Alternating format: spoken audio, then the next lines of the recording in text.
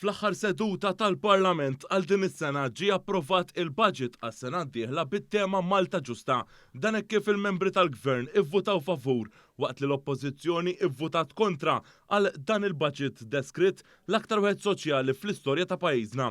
Fost l-oħrajn, il-budget tas-sena d-dieħla se jinvesti 350 miljun euro biex il-kontijiet tad-dawl u l-prezzijiet tal-fuel jibqu stabbli għal familji u negozji Maltin u Għawċin kif sar fl-aħħar sentej mill-bidu tal-gwerra fl-Ukrajna.